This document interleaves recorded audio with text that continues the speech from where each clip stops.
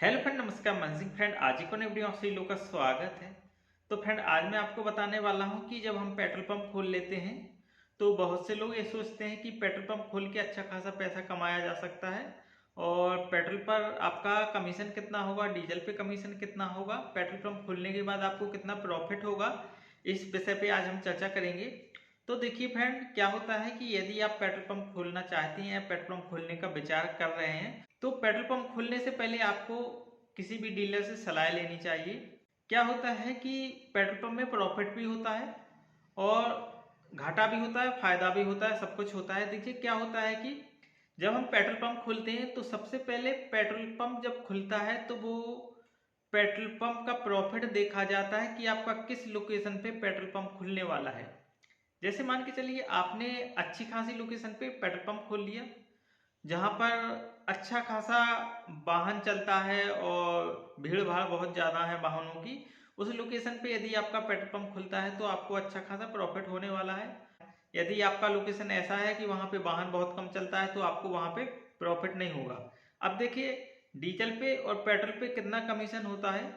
और कमीशन सुनने में आपको बहुत लगता है, लेकिन इसके जब काफ़ी खर्चे निकालेंगे तो एक कमीशन है जो यदि लोकेशन सही नहीं होगी तो जीरो हो जाएगा, और यदि लोकेशन अच्छी होगी तो प्रॉफिट में जाएंगे आप। तो देखिए फ्रेंड, जो हमारा पेट्रोल पे कमीशन होता है वो ₹2.5 होता है पर लीटर, और जो डीजल पे होता है वो ₹2 पर लीटर डीजल पे कमीशन होता है। अब देखिए, ये ₹2.5 और ₹2 का यदि आप जैसे मान के चलिए एक दिन में 5,000 लीटर डीजल बेचते हैं तो आपका कितना ₹10,000 प्रॉफिट हुआ।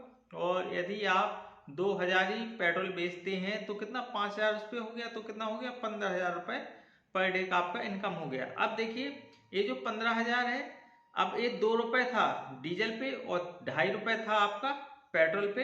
तो इस पे क्या है कि हम लोगों को कई तरह के टैक्स भी देने पड़ते हैं। तो अब देखिए क्या होता है, हमें जीएसटी फाइल रिटर्न करना पड़ता है, उसमें हमारा टैक्स जाता है। ठीक है। इसके बाद हमारे इलेक्ट्रिसिटी के बिल होते हैं, उसमें हमें वो भी भरने पड़ते हैं। और जितने भी हमारे पंप पे डीएसएम जो वर्कर लगे होते हैं उनकी सैलरी भी देना पड़ता है।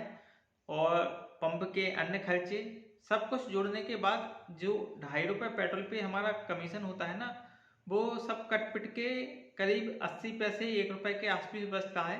तो फ्रेंड, जितने भी हमारे टैक्स वगैरह होते हैं सब कुछ को काट पिट के वही 80 पैसे और ₹1 के आसपास हम लोगों को बचता है। अब जैसे इसमें आपका पंप का स्टैंपिंग भी होता है, उसका भी हमें फीस जमा करना पड़ता है। तो कई तरह के बहुत सारे टैक्स होते हैं जो कि इसमें इंक्लूड होते हैं, वो जुड़े होते हैं, वो हमें पे करने पड़ते हैं और हर बार पे होते हैं। और जितने भी हमारे पास वर्कर होते हैं उनकी सैलरी हमें देना पड़ता है। पंप पर हमें साफ सफाई करके रखना पड़ता है तो उसका भी हमें चार्जेस वगैरह देने पड़ते हैं। तो इस तरीके से आप लोग सोचते हैं कि पेट्रोल पंप में अच्छा खासा प्रॉफिट है। यदि लोकेशन अच्छा है, आपकी सेल बहुत अच्छी है तो आपको प्रॉफिट है, आप सैलरी भी निकाल लेंगे, टैक्स भी भर देंगे, फिर भी आपको अच्छा खासा पैसा बचेगा। यदि आपका लोकेशन अच्छा नहीं है तो आपको प्रॉफिट नहीं होगा, आप घाटे में जाएंगे। तो इसलिए यदि आप पेट्रोल पंप खोलें तो पेट्रोल पंप खोलने से पहले सबसे अच्छा लोकेशन चेक करें कि इस लोकेशन पे कितने दूर तक कोई पेट्रोल पंप नहीं है। इस तरफ आपके जैसे मान के चलिए ये आपका पेट्रोल पंप लगा, अब यहाँ से इस साइड देखेंगे आप तो यहाँ पर कितनी दूर तक पेट्रोल पंप नहीं है, और इसके इस साइड से देखेंगे तो इस साइड से भी कितने दूर तक पेट्रोल पंप नहीं है। आपका पेट्रोल पंप बीच में है, अगल बगल में कोई पेट्रोल पंप तो नहीं है काफी दूर तक, तो आपका पेट्रोल पंप अच्छा चलने वाला है। यदि आपने पेट्रोल पंप खोल लिया, उसके बाद 2 किलोमीटर पे एक और पंप खुला है, उसके बाद 5 किलोमीटर के बाद एक और खुला है, ऐसे 5 किलोमीटर के इस साइड खुला है, तो आपका सेल बहुत डाउन चला जाएगा। क्योंकि पेट्रोल पंप खोलने में बहुत सारा पैसा लगता है। यदि आप उस पैसे को बैंक में ही जमा कर दोगे ना तो घर बैठे आराम से आपको ब्याज मिलेगा और आप आराम से उस ब्याज को खाते रहेंगे। ठीक है ना। जो कि पेट्रोल पंप में इतना इन्वेस्टमेंट होता है, वो एक बैंक अच्छा खासा आपको रिटर्न दे सकता है ब्याज के तौर पे। तो पेट्रोल पंप खोलने की यदि आप सोच रहे हैं तो लोकेशन सबसे अच्छा पहले चेक कर लें, और अपना जो प्लॉट वगैरह है 35 बाई 35 मीटर का हाईवे पे आपको लेना पड़ता है, वो प्लॉट देख लें।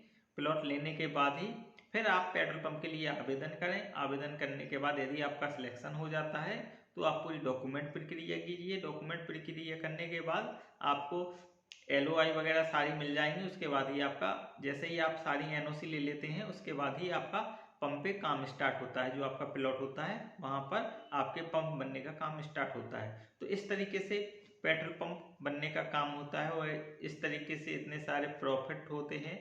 और फ्रेंड इतना हम लोगों को कमीशन मिलता है पेट्रोल डीजल पे, और इतने सारे हमारे टैक्स भी होते हैं कि बहुत सारे हमें टैक्स भी भरने पड़ते हैं और हमें घाटा भी होता है। जैसे मान के चलिए हमने 20 KL पेट्रोल मंगवाया, 20 KL पेट्रोल हमारे टैंक में डला हुआ है। अब टैंक में जो डला है तो उसको बिकने में भी समय लगेगा थोड़ा।